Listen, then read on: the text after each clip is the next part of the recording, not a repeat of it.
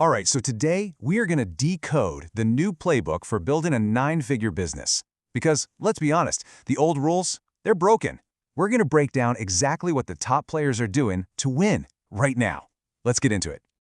And we're starting with a bang. I mean, this quote, it just cuts right to the chase, doesn't it? In a world where information is free and literally everywhere, just selling knowledge isn't going to cut it anymore. The entire model is shifting. So what exactly broke? You know, for years, the formula was so simple. Run some cheap ads, point them to an info product or maybe a consulting offer, and you were golden. Well, that world is gone. The market is way more sophisticated now, and it's incredibly saturated. Ads have gotten just exponentially more expensive, and like we just said, information itself has become a commodity. So if that playbook is dead, what's replacing it? Well, the answer is a really fundamental pivot. It's a shift away from just telling people what to do to actually doing it for them.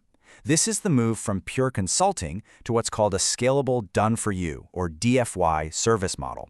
Think of it like this. A consultant gives you the diet plan, right? A DFY service is the private chef who cooks all your meals. One's a map, the other is the chauffeured car.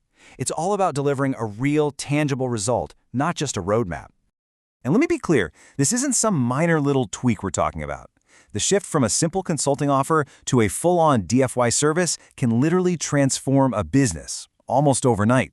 We're talking about a dramatic upgrade in who your clients are, a drop in how much it costs to get them, and just a completely different trajectory for growth. And if you want proof, well, here's the hard data to back it all up. One company that made this exact pivot to a done-for-you YouTube service saw their clients' views explode by an average of 262%, and that was just in the first 60 days. That is the kind of tangible result a high-value service can deliver. And this table, man, it just lays out the business case perfectly. So under the old consulting model, your average client might be worth, what, $10,000, $20,000? With the DFY model, that jumps to $50,000, even $100,000. You're attracting a much higher caliber of client. And here's the kicker. Even though you're charging way more, the cost to get a call with a prospect actually goes down. Why? Because way more people want a real service than just another piece of information. Okay, so you've got this powerful offer. But an offer like that needs a powerful platform, right? You got to find the right clients. The what is a done-for-you service. But what about the where? I mean, where do you build the audience and the authority to sell that kind of high-ticket service? Well, the answer is pretty clear. One platform stands head and shoulders above all the rest for building a real, lasting business. When you put YouTube head-to-head with a platform like Instagram, it's not even a fair fight. Just look at the numbers from Pew Research. 90% of people earning over $100,000 a year use YouTube.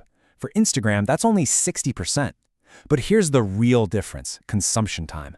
An average YouTube video view is around 6 minutes. An Instagram reel is maybe 20 seconds. That is a 20-fold difference in the amount of time you have to build a real relationship. Okay, and then we get to longevity. And you really need to pay attention to this slide because this is crucial. The half-life of an Instagram post, that's the time it takes to get 50% of its total views, is just 19 hours. It's basically gone in a day. For a YouTube video, it's over 9 days. As the source material says, on Instagram you are working 10 times harder for a tiny fraction of the content lifespan and for a less qualified audience. Just no thanks. And that's really what it all boils down to, right? Chasing viral views on short-form platforms is just a hamster wheel. You don't actually want views. You want an audience. You want to build real relationships, real authority, and that only happens with long-form content. That happens on YouTube. But look, it doesn't just stop with YouTube. Not if you want to get to true scale. That comes from making YouTube the sun in your solar system, the core of a powerful brand-building flywheel where all your long-form assets feed each other. So here's how this whole thing works. You host an in-person event. The keynote from that event, it becomes your top-performing video on YouTube. That YouTube video then sells tickets to your next event and it promotes your book.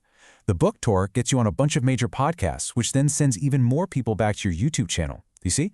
It's this self-reinforcing loop of authority. And Alex Hormozi, man, he just nails this point.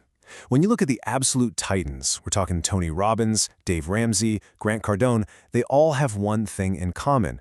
Their brands were forged in the fire of in-person events.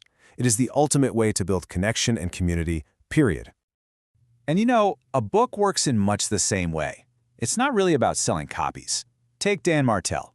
When his book Buy Back Your Time came out, he said his brand saw the most hyperbolic curve of growth he'd ever seen. A book just solidifies you as the expert, and it becomes this massive credibility engine for everything else you do. So, we have the model, a done-for-you service. We have the platform, YouTube, and we have the flywheel to amplify it all. But there's one last piece of the puzzle, and honestly, it's the most important one. It's not about tactics anymore. It's about the mindset and the level of commitment that's actually required to win. So Hormozi has this really blunt way of putting it. He says that for most entrepreneurs trying to play this little private equity game, buying up small companies, he thinks it's a huge mistake. And why? Because the reason those companies are small in the first place is often because the teams just aren't that good. He argues a much, much better path to massive scale is to first build your own powerful brand and media presence. Which brings us to the real investment. Everyone always asks, hey, what should my content budget be? But Hormozi says that is the completely wrong question. The real question, the one that truly separates the winners from the wannabes, is about how much of your time you are personally willing to invest. And here it is, 25. That's the number of hours per week Alex Hormozi personally spends on content. He tells this story about another creator who was bragging about how he got his content creation down to just 2 hours a week. And Hormozi's response was, yeah, bro, it shows.